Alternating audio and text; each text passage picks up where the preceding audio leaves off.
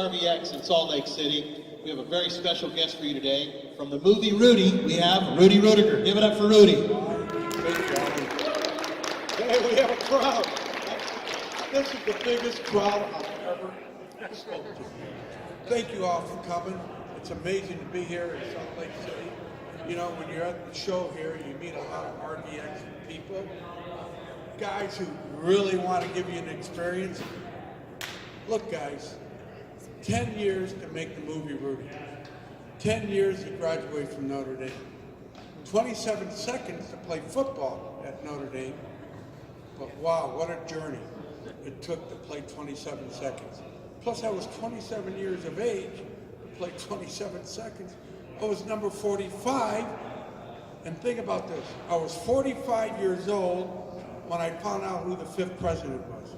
Because I was invited to the White House to have dinner and watch the movie with the President of the United States and his family and his friends. What's the significance to that? Well, when I was a little boy in grade school, I was dreaming about playing baseball for the Yankees, football for the Packers, football for Notre Dame. Well, you know what? It didn't work out right away, but I still have the dream. But here's the journey, the experience you all have by going through life, getting through your struggles, by keeping the dream, having the dream, and don't let people steal your joy. Because you'll always find a good way to get there, and a positive attitude will help you find the right road to get there. Sometimes it's a hard road, but the hard road is probably the best road. We don't earn it, it's not worth it. So earning everything was worth it to me, but I had to figure it out along the way. Dreams were stolen in 5th grade because I didn't do my homework. I would rather play baseball. The teacher, kind of like Rudy, because you don't do your homework, you got to sit in the back of the room, because I didn't know the 5th president. Well, I'll never forget that moment.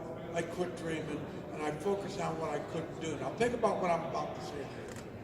I focused on what I couldn't do, not what I could do. See, and I based my whole life on what I couldn't do until a magical thing happened. And here's how it happens. God has a very special way of enlightening your dream through struggle, through adversity.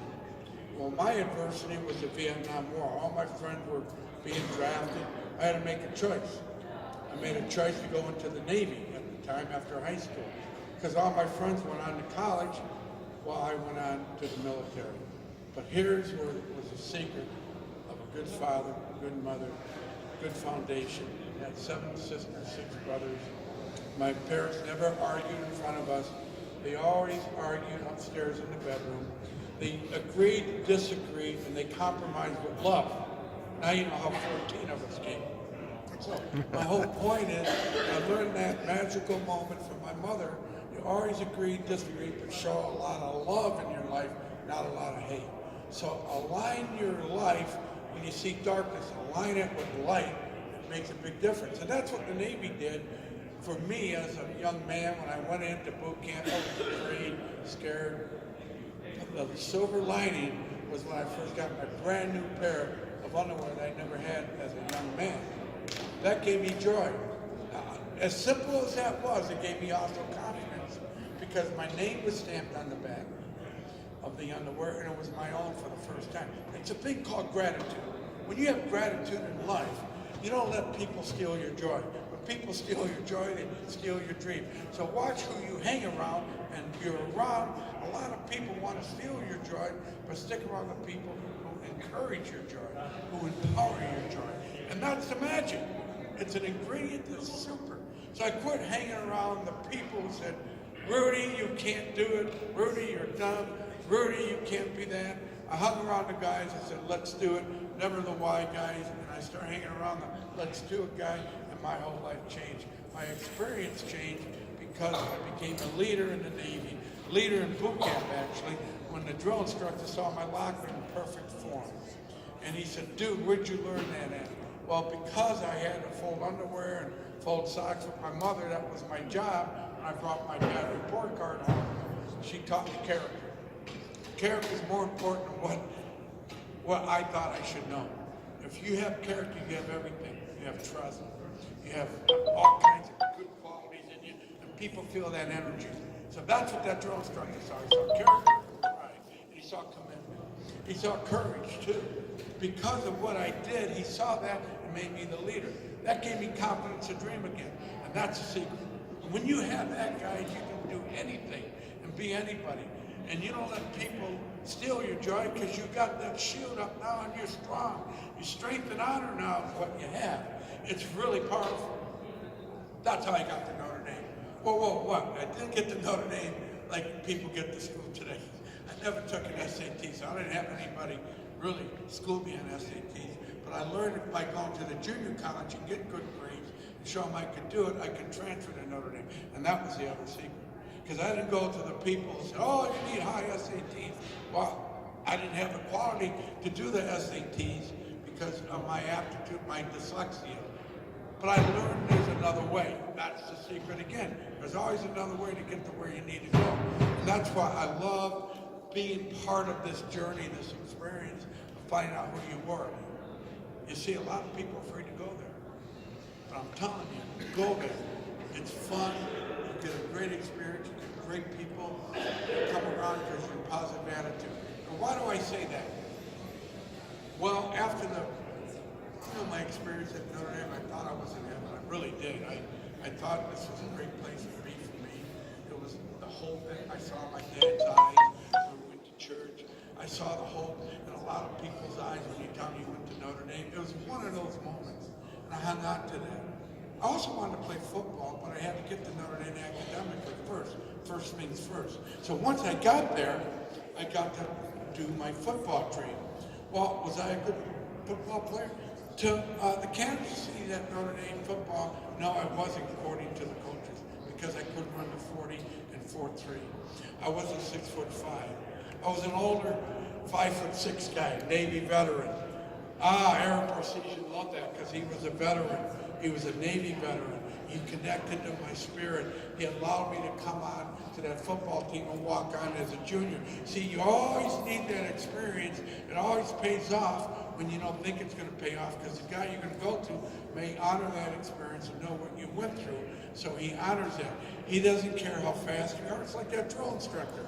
He didn't care how smart I was. He didn't even ask me who the 5th president was. He saw how good I was with my underwear, how much pride I had in character. That's what champions look for, character. And that's what teams look for. That's what the industry looks for. Champions who have character and pride. People, today the baby boomers, all they want to do is experience. They want to get in an RV and go. That's a great market to be in. I'm one of them. And I love traveling, meeting people, and seeing the world, seeing the adventures of the wildlife, seeing the adventures of all kinds of great cities. It's fun. And when you go on that adventure, what's the best place to go with? Home away from home type of feeling. And that's what the RV industry, that's why I get excited. I grew, like I said, that Elkhart, Indiana was real close to Notre Dame. And that's where I learned about the RV industry. Just think if I didn't make that step towards Notre Dame, I never found you all. I never found the RV industry. Everything has a purpose. Every step has a purpose. It really does. I know that sounds a little far-fetched, but if I didn't take that step, if I would have surrendered to the negative instead of the positive, I wouldn't be here today. And that's a fact. And when you think of that way, your positive attitude makes a lot of great things happen. Stay positive. I don't know, I had this idea about making a movie, Rudy. That's the craziest thing to think about it. When I look at people and they say, well, how'd you get that movie made? Well, how true is the movie? Well, because you lived it, you can talk it. Because you lived it, you can explain it. Because you lived it, you can empower it. You lived it, you can inspire. And you can't do that unless you lived it.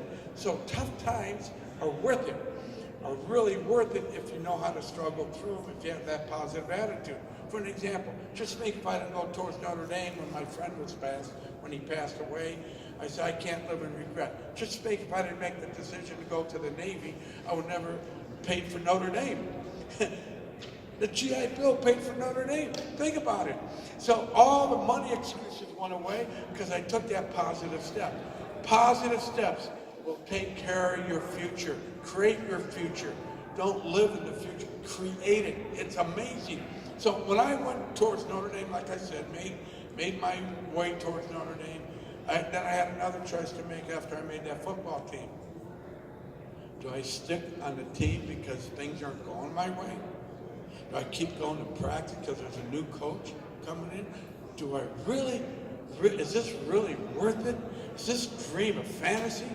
New coach comes in, there's a new rule comes in, only 60 guys can dress at home instead of 50 added on to that dress up for their senior day.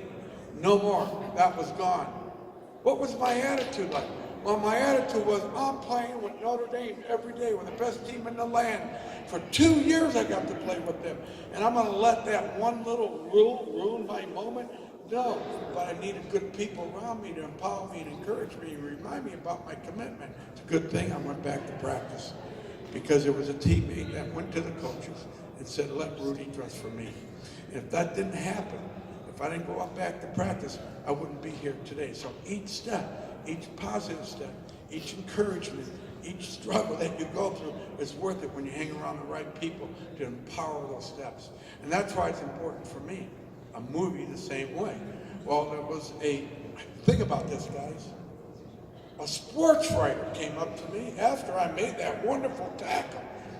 Took 27 years to play 27 seconds. With 5 seconds left on the clock, I got the tackle. But if I didn't go to practice and practice like I was supposed to, I would never have made that tackle. So preparation was the key to that tackle and a good attitude. So then again, that positive step, doing the right stuff. Don't worry about the future, create your future. And that's how you create your future, by taking those steps every day. Now, here's the key. Sports writer comes up to me in the locker room. Hey, this stuff only happens in Hollywood. I thought he was kind of kidding. I thought he was kind of making fun of me. But I took it in a positive way. I said, thanks, man, I needed another dream. What was I going to do after I graduated from Notre Dame, play football, die and go to heaven? I really didn't have a plan. But when you stay positive, new plans happen because positive people come into your life. Well, sometimes not the way you think. After Notre Dame, after he said that, gave me that thought, I did go back and sell insurance after Notre Dame. Well, I hated that rejection. I hated getting out there. But I said, I got to do this. I got to find out who Rudy is. And that was the character block again. After I built the character in me, remember I was in the Navy. So I got to go through this stuff again, and I did. And I didn't think insurance sales would help me make a movie. But I saw the movie Rocky. I got excited. I said, that guy in the locker room's right. There it is, a movie. So I went out to Hollywood and started pitching the movie. How many people would think, listen to me? This is none. But I did meet a lot of people that said who they knew but didn't know. So I found out the people that they knew that they didn't know. Isn't that awesome?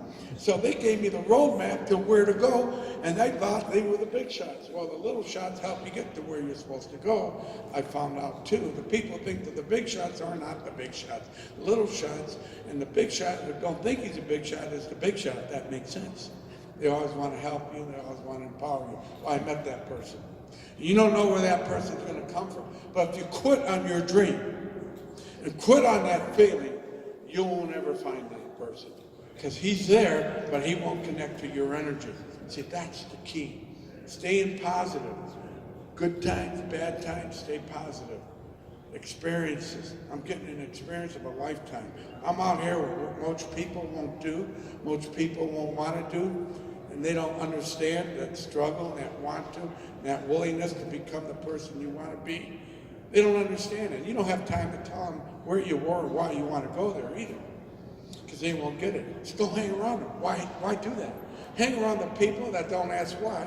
Hang around the people that, here's what we need to do, Rudy. You need to go back out there. You need to keep pitching this story, because that's a movie. That's from a hotel manager that I met after Notre Dame rejected me from my final meeting. He introduced me to his brother, who I told the story to, and he said, that's a movie, you should go out there. That's 8 years in the deal. So I go into my boss, I was in the auto industry at the time, asked him if I can have a couple of days off. I don't know what this means to you. I don't know if this has anything, if you ever been fired. But I got fired on the spot because I told him I wanted to go chase this dream. He did a favor for me, which I didn't know he did. I didn't think it was a favor, it was I don't have a job. So I still went out to Hollywood to meet the writer of Hoosiers. Well, he didn't show up for the meeting. So good thing I sold insurance. That was the experience I had to learn how to take rejection and a no-show. See, everything happens for a reason, is my point. Everything you do happens for the next step, preparing you for the big step. If you don't go and you reject the small steps that are a struggle, you won't find the big step. It's the little steps that get you to the big step. Well, I took that no-show as a positive instead of a negative. So I said, I'm going to walk the streets of Santa Monica and find this guy. Well, I see a mailman, and the mailman was smiling. Guys, when people that have gratitude thank him, this guy was smiling. You never know where that guy's going to lead you to. He said, thank you? Are you kidding me? No one's ever thanked me for passing mail. I said, no, man, I love your energy. He and I became buddies because he's from Michigan, I'm from Indiana, so we had a connection, if that makes sense. But because of that, he told me his story, I told him my story. He said, what I'm about to do for you, I'm not supposed to, but I'm going to do it. There's something inside me that says I should do this. I know that guy you've been talking about. I know where he lives. Well, he took me right to his home, and I had said to myself as I was following him, am I supposed to do this? Is this legal? Is this stalking? No, the mailman says, no way, guess that's where he lives. So I did, and guess what? I did knock on his door. Now, think of boldness, guys. Being bold, taking a risk. That's the dream. If you don't make a mistake, you won't know. If you don't try, you won't know the mistake. If you make the mistake, you learn from the mistake. But if you're not bold, you never know where it's going to take you either. So you got to let people know what you want. So I knocked on his door. I was confident and brave, and he did answer the door. He kind of put me in a special little corner by saying, I'm not interested in another sports story, Rudy. I know your story. Our friend's been telling me about it, but I'm not interested. I want to change genres. And you know what? He says he hated Notre Dame too.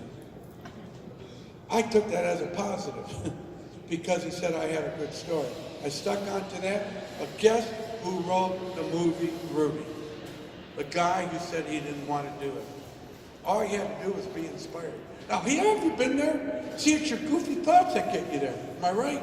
Your goofy thinking. Some goofy thought hits you. Say, oh, this isn't worth it. I shouldn't do this. This is stupid. I can't do this. I'm a goofball. No, you're not. Now, if you're chasing the dream, following the dream, and being bold with your dream, there are people out there that want to see this story and hear this story. Why do I say that? It's been 25 years. I met 4 presidents. Been around the top corporations in America and the best athletes in America who's been inspired by this movie's message. Now, was it worth for me going out there and being bold to tell the story to somebody who I thought didn't want to do this story? No, because you have one champion that believed in the story, and that's all you need. That was a young man from Cornell University who was working at Orion Pictures with the guys from Hoosiers. Think about this. If I didn't go out from that restaurant and meet the guy from Hoosiers and take him to lunch and not talk about a movie, the Cornell guy would never ask him if they had another sports story. That was working at Columbia Pictures now.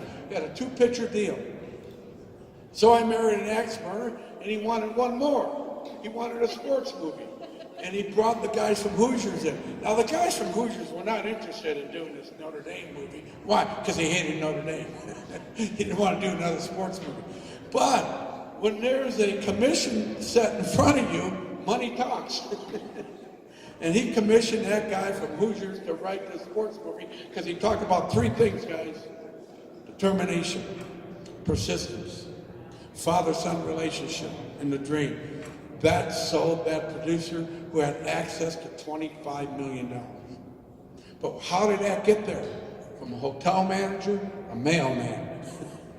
Think about it. If I would have gone out and asked for 25, would have never got me. People will lead you to the right deal if you don't give up. Don't allow your goofy thoughts to get you there. Does that make sense? You all got to shake your head because you all got goofy thoughts. Get rid of them. And by the way, this is my last little story. Remember I didn't know that 5th president? I had to sit back in the classroom. Remember that? Remember that teacher made me sit there because I went home and played home run derby, and I became the Mickey Mantle of my neighborhood. I was the guy, but I didn't do my homework. As that one student yelled out, "Who's the first president?" "George Washington," he said. "Who's the second?" "John Adams," another kid said. "Who's the third?" "Thomas Jefferson," he yelled out.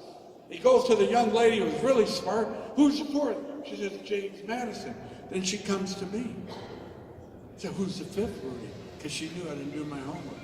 I gave the same look you gave me right now. You don't know either. Don't Google. You don't need to know. But here's how you know. By being you, you'll find out everything you get to know by being you and by being positive. When I was asked to the White House to have dinner with the president, show the movie, guess what was hanging up on the walls? All the presidents. I did a rewind back to 5th grade when I walked in that White House, and I counted to 5. I found the 5th president, I was 45 years old. Why don't you think about that? My number was 45. I was 27 years old when I played football at Notre Dame. There was 27 seconds left in the game. Never give up.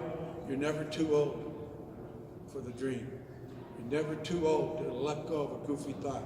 Experience your dream by getting in an RV and rock and roll, get that little lady with you, and go for the dream. You might reunite that relationship. I don't know if that means anything, but you never know. God bless you guys and all your dreams. Thank you very much.